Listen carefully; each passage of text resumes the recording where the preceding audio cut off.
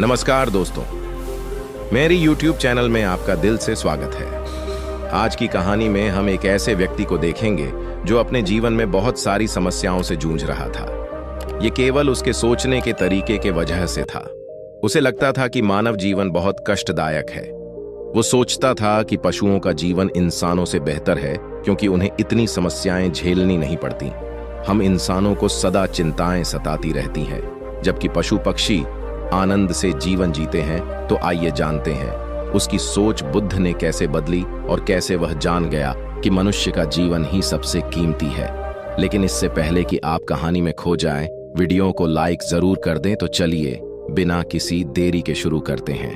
एक व्यक्ति एक मार्ग में बहुत तेजी से आगे बढ़ रहा था। तभी अचानक वह दूसरे व्यक्ति से टकरा गया। इस पर वह दूसरा व्यक्ति क्रोधित होकर कहता है, अरे जानवर हो क्या, तुम्हें दिखाई नहीं देता?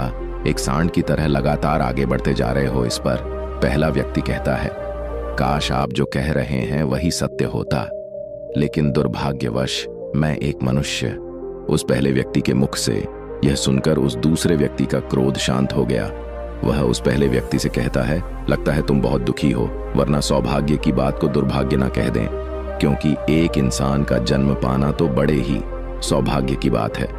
मनुष्य का जीवन बड़ी कठिनाइयों से मिलता और तुम हो कि एक जानवर होना चाहते हो। तभी वह पहला व्यक्ति कहता है, मित्र, क्या आपने कभी किसी जानवर को आत्महत्या करते हुए देखा है? क्या आपने कभी किसी जानवर को किसी दूसरे जानवर को धोखा देते हुए देखा है? क्या आपने किसी जानवर को अपने अतीत या फिर अपने भविष्य के लिए परेशान होते हुए देखा है? ऐसे में मनुष्य का जीवन भला सौभाग्य की बात कैसे हो सकती है? इससे अच्छा तो पशुओं का जीवन ही है। हम मनुष्य तो पशुओं से भी गए गुजरे हैं। उस पहले व्यक्ति की यह सारी बातें सुनकर वह दूसरा व्यक्ति कहता है, लगता है तुम बहुत दुखी हो, तुम्हारे जीवन में बहुत बड़ी समस्या बड़ी है। यदि ऐसा है तो तुम्हें इसका समाधान महात्मा बुद्ध के पास मिल जाएगा, तो वहां जाओ। तभी पहला व्यक्ति कहता है कि कौन है? क्या कोई साधु है, महात्मा है, रहस्य मुनि है या पंडित है? अगर वह इनमें से हैं तो इनमें से कोई भी मेरी मदद नहीं कर सकता। मैं ऐसे कई लोगों से मिल चुका हूं और इनके पास मेरी समस्या का कोई समाधान नहीं है। इस पर वह दूसरा व्यक्ति कहता है, वह इनमें से तो नहीं है, लेकिन वह क्या है ये मैं भी नहीं जानता। बस मैं इतना ही जानता हूं कि जो भी उनके पास जाता है उनकी सभी समस्याओं का समाधान वह बड़ी सरलता से कर देते हैं। जो भी उनके पास आता है वह अपने सारे दुख दर्द वहीं पर छोड़कर चला आता है। उस दूसरे व्यक्ति की बात सुनकर पहले व्यक्ति को लगा कि उसे भी महात्मा बुद्ध से मिलना चाहिए। उसने उस दूसरे व्यक्ति से कहा, ठीक है भाई, अगर तुम कहते हो तो मैं एक बार उनसे भी मिल लेता हूं।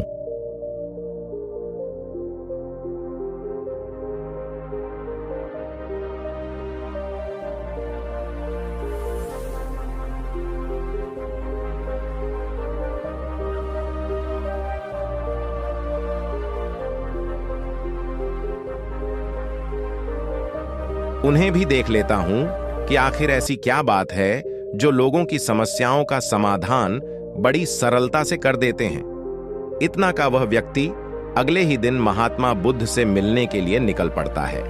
लगातार 3 दिन की यात्रा करने के बाद आखिरकार वह महात्मा बुद्ध के पास जा पहुंचा। जब वह महात्मा बुद्ध के करीब पहुंचा तो उसने देखा कि महात्मा बुद्ध अपने सभी शिष्यों को उपदेश दे रहे थे। महात्मा बुद्ध कह रहे थे, इस पृथ्वी पर उपस्थित हर किसी का जीवन बहुत कीमती है, परंतु मनुष्य जीवन अनमोल है। इसका उपयोग कर मनुष्य जीवन के उच्चतम शिखर तक पहुंच सकता है, और इसी मनुष्य जीवन के कारण हम मनुष्य पशुओं से नीचे भी आ सकते हैं। महात्मा बुद्ध का यह उपदेश समाप्त होते ही वहां पर जो भी लोग बैठे हुए थे वो वहां से चले गए। तभी वह व्यक्ति महात्मा बुद्ध के करीब पहुंचा और वह महात्मा बुद्ध को प्रणाम करके कहता है कि बुद्ध, आप कहते हैं कि हम मनुष्य का जीवन अनमोल है। आखिर हम मनुष्य के जीवन में ऐसी क्या बात है? हम मनुष्य के जीवन में कीमती जैसा क्या है? हम चिंता करते हैं, परेशान रहते हैं, हम अपने भविष्य के लिए हमेशा चिंतित रहते। ऐसे ही हजारों प्रकार की समस्याएं हम मनुष्य के जीवन में चलती रहती हैं। लेकिन आप क्या जाने, आप तो एक साथ हुआ है, आपने तो ये सारी चीजें त्याग दी हैं और इसीलिए शायद आप ये सारी बातें बड़ी आसानी से कह सकते हैं। मुझे तो यही लगता है कि मनुष्य का जीवन बहुत ही कठिन है, हमें इसे समाप्त कर लेना चाहिए। आपने कभी किसी पशुओं को देखा है? ना तो वह चिंता करते हैं, ना ही उन्हें किसी तरह की तकलीफ होती है, ना ही वह कोई परेशानी में रहते हैं। वह तुम अपना जीवन मौज मस्ती में जीते हैं, ना ही उन्हें अपने भूतकाल की चिंता होती है और ना ही भविष्य की, ना ही वह किसी को धोखा देते हैं और ना ही किसी से शिकायत करते हैं। वह तो बस अपना जीवन जीते रहते हैं। और वहीं पर दूसरी तरफ हम मनुष्य का जीवन ठीक इसका उल्टा है। मुझे तो यही लगता है कि मनुष्य का जीवन पशु के जीवन से भी बदतर है। मनुष्य जीवन एक श्राप है जो हमें मिला है। ऐसे में आपको मनुष्य जीवन में ऐसी क्या विशेषताएं नजर आती है जो आप लोगों को झूठ बताते रहते हैं कि हम मनुष्य का जीवन बहुत कीमती है, बहुत मूल्यवान है? इस दौरान महात्मा बुद्ध उस व्यक्ति की सारी बातें ध्यानपूर्वक सुन रहे थे और वह उसकी मनोदशा को समझ रहे थे। आखिर में महात्मा बुद्ध मुस्कुराते हुए उस व्यक्ति से कहते हैं, बनते, तुम अपने जीवन के संघर्षों से भाग रहे हो। यदि तुम संघर्ष करोगे ही नहीं तो जीवन सफल कैसे बनेगा? और जब हम संघर्षों से भागते हैं तो हमारा जीवन दूसरों के अधीन हो जाता है और फिर हमें दूसरों के अनुसार ही चलना पड़ता है। इसलिए हमें अपने जीवन के लिए संघर्ष तो करना ही पड़ता है। महात्मा बुद्ध के मुख से यह सुनकर वह व्यक्ति बहुत अचरज में पड़ गया। उसने तुरंत ही महात्मा बुद्ध को प्रणाम किया, उनके चरणों में जा गिरा और उनसे कहने लगा, हे बुद्ध, आपको कैसे पता चला कि मैं अपने जीवन में संघर्षों से भाग रहा हूं, उनसे बचना चाहता हूं? मेरे जीवन में जब भी कोई समस्या खड़ी होती है तो मैं उसका सामना नहीं कर पाता, बल्कि मैं उसे छोड़कर भाग जाना चाहता हूं। आगे महात्मा बुद्ध उस व्यक्ति से कहते हैं, तुम्हें लगता है कि पशुओं का जीवन हमसे लाख गुना अच्छा है, क्योंकि वह अपना जीवन खुद समाप्त नहीं कर सकते, क्योंकि वह किसी को धोखा नहीं देते और ना ही आने वाले भविष्य की चिंता करते। इसका मतलब ये तो नहीं कि पशुओं के जीवन में कोई संघर्ष नहीं है। पशुओं के जीवन में तो जन्म से लेकर मृत्यु तक संघर्ष ही होता है। जब वह छोटे होते हैं तो उनकी जान को खतरा होता है, वे अपनी जान बचाने के लिए संघर्ष करते हैं। जैसे जैसे बड्ढे होते हैं तो उन्हें अपना पेट भरने के लिए संघर्ष करना पड़ता है। फिर चाहे उनके सामने कोई भी क्यों ना हो, फिर चाहे उनके सामने कितनी भी बड़ी परिस्थितियां क्यों ना हो, वे संघर्ष करने से कभी पीछे नहीं हटते। लेकिन हम मनुष्य छोटे छोटे संघर्षों से डर जाते हैं।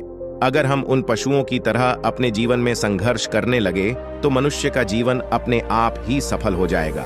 इतना संघर्ष अगर एक मनुष्य अपने जीवन में कर ले तो वह जो चाहता है वह कर सकता, उसे पा सकता है।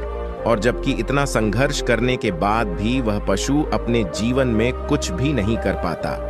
बनते वास्तविकता तो यही है कि बिना संघर्ष के कोई जीवन है ही नहीं। बिना संघर्ष के हमारा जीवन चल ही नहीं सकता। फिर चाहे कोई राजा हो या भिखारी, सबके जीवन में संघर्ष तो है ही। जो भी इन परिस्थितियों के खिलाफ संघर्ष नहीं करता, फिर चाहे वह मानव हो या पशु, उसका नष्ट होना तय है। इस पर वह व्यक्ति कहता है, क्या आप मुझे कोई ऐसी चीज दे सकते हैं जिससे मेरे जीवन के सारे संघर्ष हमेशा हमेशा के लिए मुझसे दूर हो जाए? मेरी सारी चिंताएं, सारी समस्याएं, सारी परेशानियां हमेशा हमेशा के लिए खत्म हो जाएं और मेरा जीवन हमेशा हमेशा के लिए सुखमय बन जाए। उस व्यक्ति की यह बात सुनकर महात्मा बुद्ध एक बार फिर से मुस्कुराने लगे और उस व्यक्ति से कहते हैं, बनते, मैं तुम्हें वह चीज तो नहीं दे सकता, लेकिन हाँ, मैं तुम्हें वहां तक पहुंचने का रास्ता जरूर बता सकता हूं। यदि तुम वहां तक पहुंचने का संघर्ष कर लो तो तुम वहां तक पहुंच ही जाओगे और तुम्हें वह चीज मिल जाए। लेकिन मेरी एक बात और याद रखना कि इसका अर्थ यह भी नहीं है कि इसके बाद से तुम्हारे जीवन में परेशानियां या फिर समस्याएं आनी बंद हो जाएंगी। तुम्हारे जीवन में परेशानियां और समस्याएं तो आती ही रहेंगी, लेकिन उनका प्रभाव तुम पर बहुत कम हो जाएगा। तुम्हारे जीवन में दुख और समस्याएं तो आएंगी, लेकिन वह तुम्हें छू नहीं पाएगी। और ऐसी अवस्था में चाहे तुम्हें कोई कितना भी दुख देने का प्रयास क्यों ना करें, तुम्हें चाहे कोई कितना भी धोखा देने का प्रयास क्यों ना करें, कभी भी धोखा नहीं मिलेगा। सब कुछ तुम्हारे पास ही होगा, लेकिन फिर भी वह तुमसे दूर रहेगा। महात्मा बुद्ध की यह बात सुनकर व्यक्ति महात्मा बुद्ध के सामने दोनों हाथ जोड़कर महात्मा बुद्ध से कहता है, बताइए वह चीज क्या है और मुझे कहां मिलेगा? मैं उस चीज को पाने के लिए कुछ भी कर सकता हूं। मैं अपना पूरा प्रयास लगा दूंगा, लेकिन उस चीज को हासिल करके ही दम लूंगा। इस पर महात्मा बुद्ध ने उस व्यक्ति से कहा, सोच लो बंदे, एक बार यदि तुमने रास्ता शुरू कर दिया तो तुम्हें उस रास्ते पर चलते ही रहना होगा जब तक कि तुम अपनी मंजिल को पाने ही लेते, और यह रास्ता अत्यंत संघर्षों से भरा होगा। क्या तुम अपनी मंजिल तक पहुंच पाओगे? इस पर व्यक्ति कहता है, आप मुझे वह मार्ग बताइए, मैं उस पर चलूंगा। मैं अपनी अंतिम सांस तक संघर्ष करूंगा, लेकिन उस चीज को हासिल करके ही दम लूंगा।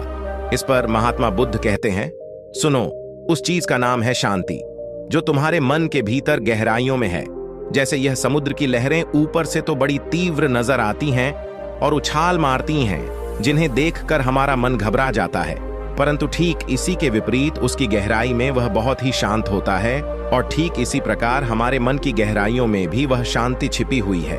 तुम्हें अपने मन की गहराइयों में उस शांति को खोजना होगा, उस शांति के लिए संघर्ष करना होगा। और अगर तुम रास्ते से नहीं भटके तो जैसा मैंने तुम्हें कहा है वह सब तुम्हें मिलेगा जो तुम चाहते हो।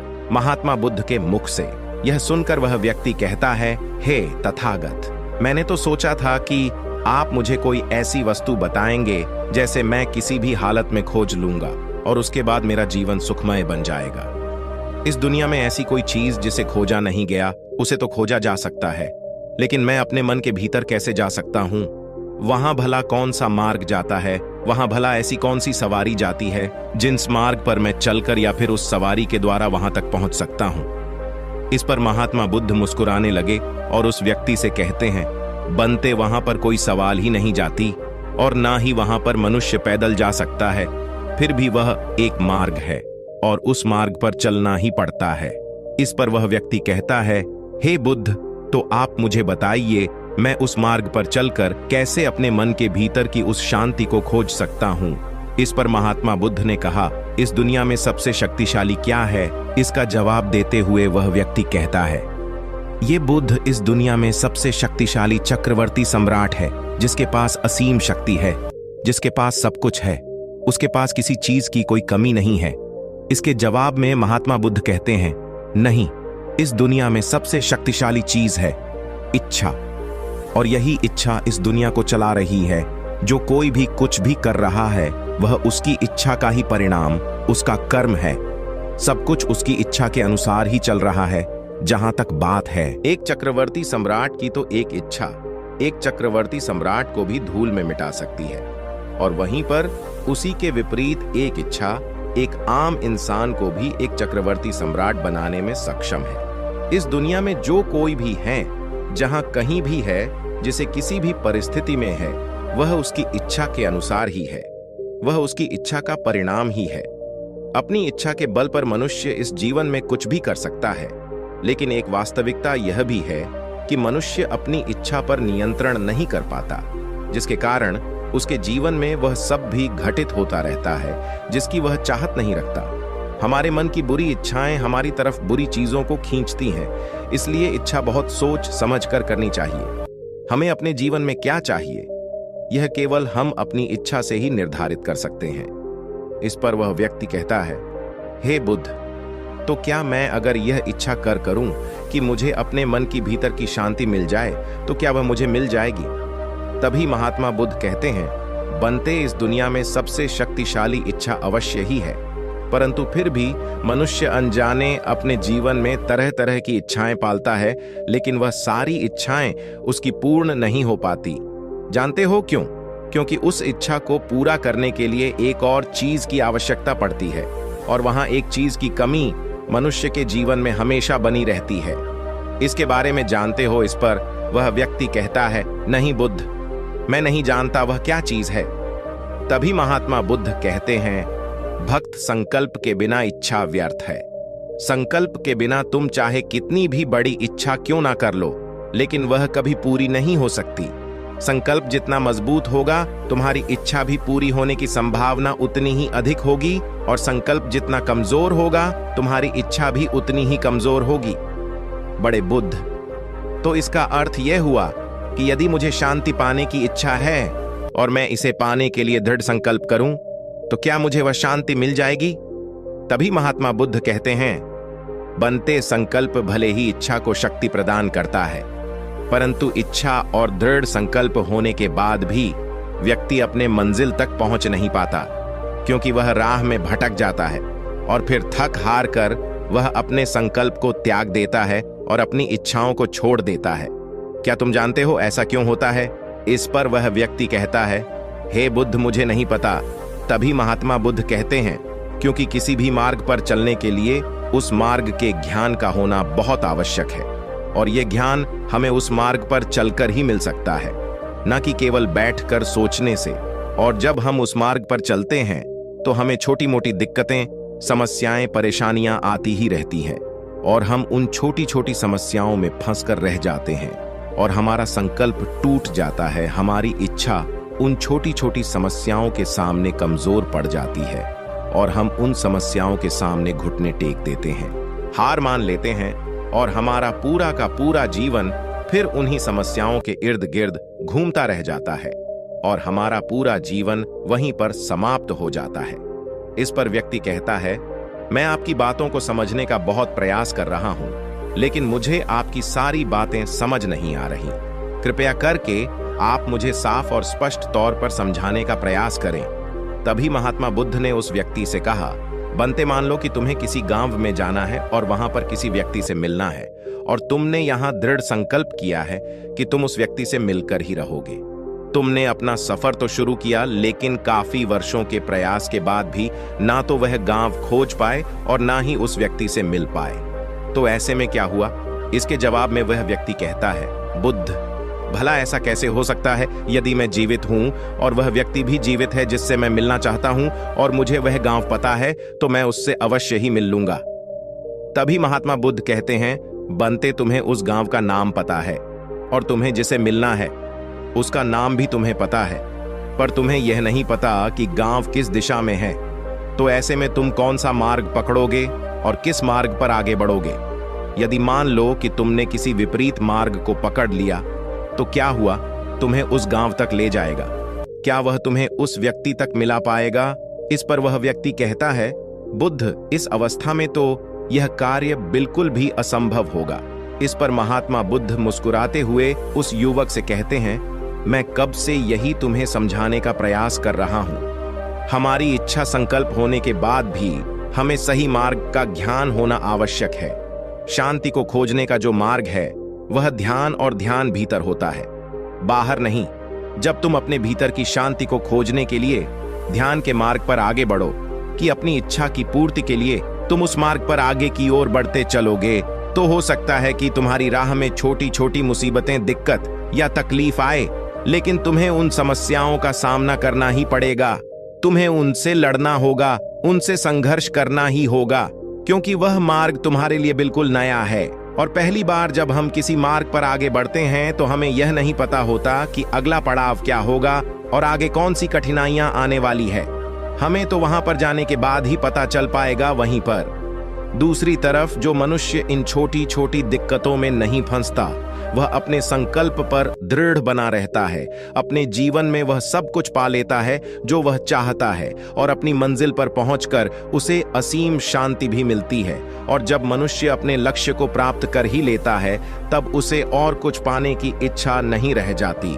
इसी प्रकार यदि तुम भी केवल मार्ग पर आगे बढ़ते रहो, तो तुम भी अपने मन के अंतर तक पहुंच जाओगे, और वहां पहुंचने के बाद तुम्हें किसी चीज की कोई आवश्यकता नहीं पड़ेगी। ना ही तुम्हें कोई धोखा दे पाएगा, ना ही तुम्हें कोई लूट पाएगा, और ना ही तुम्हें कोई दुख पहुंचा पाएगा। उस अवस्था में पहुंचने के बाद ना ही कोई मोह, ना ही कोई चिंता, और ना ही कोई समस्या रहेंगी। तुम उस परिस्थिति से बड़ी सरलता से निकल पाओगे। और जब तुम अपने मन की उस शांति को प्राप्त कर लोगे, तो तुम एक तो नहीं रहोगे और ना ही एक मनुष्य रहोगे, बल्कि तुम मनुष्य से भी और ऊंचा दर्जा प्राप्त कर लोगे। और फिर तुम्हें कोई भी दुख कभी छू नहीं पाएगा। फिर तुम्हें किसी चीज की कोई परेशानी नहीं रह जाएगी, नहीं तो भविष्य की चिंता होगी, और ना ही अपने बीते हुए भूतकाल की। तुम तो बस अपनी शांति में मग्न रहोगे, और तुम्हें किसी प्रकार का दुख कभी छू तक नहीं पाएगा। महात्मा बुद्ध की यह बात सुनकर वह व्यक्ति महात्मा बुद्ध के चरणों में गिर पड़ा और महात्मा बुद्ध से कहता है, हे बुद्ध, आपकी सारी बातें सत्य है। मैं आपकी सारी बातें समझ चुका हूं। लेकिन फिर भी मेरे मन में एक दुविधा है। मेरे पास क्या ऐसी कोई चीज नहीं रख सकता जिससे मेरी सारी दुख, सारी तकलीफें, सारी कठिनाइयां हमेशा हमेशा के लिए दूर हो जाएं। इस पर महात्मा बुद्ध मुस्कुराते हुए कहते हैं, बनते, यदि तुम बाहरी दुनिया से कुछ अपने पास रखना चाहते हो तो तुम उस शांति को पाने का प्रयास छोड़ ही दो, क्योंकि तुम कुछ ऐसा पाना चाहते हो जिससे तुम्हारी समस्याएं कभी समाप्त नहीं होगी बल्कि और बढ़ती चली जाएंगी, क्योंकि तुम्हारी समस्याओं का समाप्त होना संभव ही नहीं हो पा।